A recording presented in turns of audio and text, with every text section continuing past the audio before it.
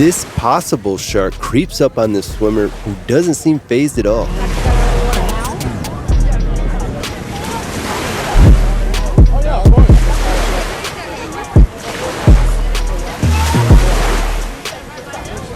Let me know what you would do in this event. Leave a comment, share your thoughts.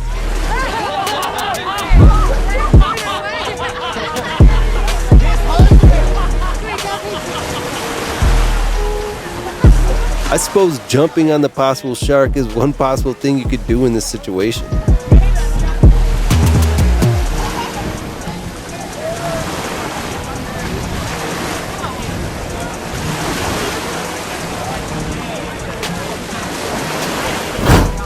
Subscribe for free.